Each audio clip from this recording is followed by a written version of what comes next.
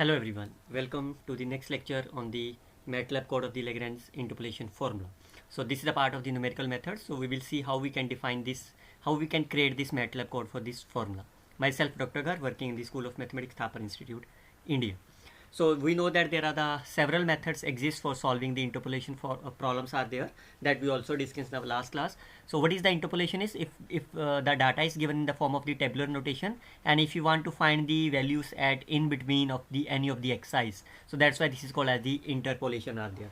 So in this lecture we will see how we can create the MATLAB code of this Lagrange interpolation formula.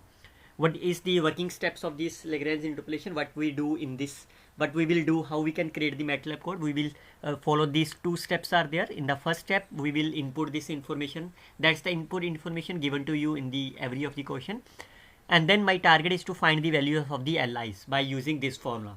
How you can find the value of L, like say if it is L0, how you can find them? I can use this. So look at that, this j is not equal to I. So if I say L0, so here I can start with the x1, x minus x1, x minus x2 and up to the x minus xn divided by start with the xi, that is you can replace x by x0, x0 minus x2 and so on. Similarly you can find the L1 and so on. Once you are writing the value of the Li, you can find the values of the y at using simply product of them.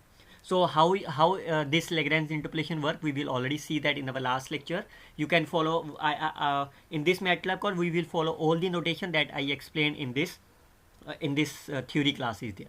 So let's see on the MATLAB window how it works on that. So for example, if I want to calculate the viscosity of the oil at the temperature 140, you can see the 140 lies in between them, or it lies between 110 and 190. So you can apply for the Lagrange formula to compute the viscosity. So I can consider this as a x and this as a y. So this is the Lagrange interpolation formula. How we can do is, we can start with the MATLAB window. You can write this format short if you want to display up to the 4 digits. If you want to write up to the 8 decimal places, you can write as a format long. So that's on your choice. Clear all the stored variables, CLC for the screen.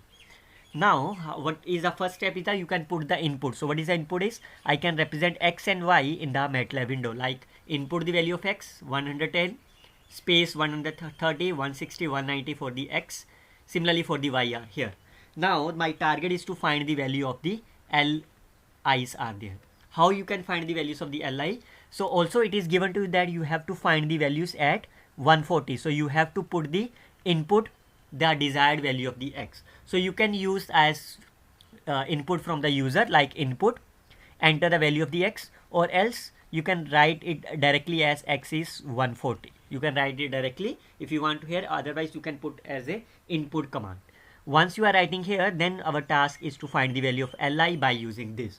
And you can see that's a very simple task. We have to start the loop. So I can start from the 1 to the size of this, that is n. You can see we need the two values, that is the x, that is stored in the form of the capital X. One we need the xi and second we need the xj. So I can start with the xj. So I represent xj as my x1. So this xj is basically for my x1. And I need j is not equal to I. So I can put the command that xj of the I is empty. That is, I can remove the value. So this is for j is not equal to I, this column. Now rest of thing I can write here. So what is that? This is the product of x. So this x is written in the form of the capital X. So x minus xj. So xj is written as the x1 divided by product of xi. So xi is written as x of I minus of xi. So this is the way you can compute the value of L. So since it is computed for all the values, so I put as a I command here. Now if you put the end here, after running this file, you will get this value, this and this. You can run this value up to here. What will get? You will get these values are there. You can check them at the MATLAB window. At the end you want to find the value of the y. What is the rule is, you can simply sum. So this is a summation. So I can write as a sum L into y. So L dot y is there. So this is the way you can compute the value of the temperature at 140. Finally you can print the command, that is the value of the y at x is equal to this percentage of f is for the decimal parts is this much, that is for the x and y. So finally this is the end of the MATLAB code. So you can see what is the MATLAB code of this is here. Only for the 3 lines are there. So if you want to run on the Matlab window, you can see, I can magnify it firstly. You can see I can copy this, each of the line here. You can see the input the value of the x. So if I want to run the file, you can see here, enter the value of the x. So what is the value of the x? I can write here as a 140. So you can see the answer is my here. Again, if you want to run again, if I say I just want to calculate the value at 127, you can see the value of here is this one. So this is the simple Matlab code and their explanation. I hope you can enjoy this session too. Otherwise, you can subscribe this channel and share with the others for finding the more updated videos. Till then, best of luck students. Happy learning.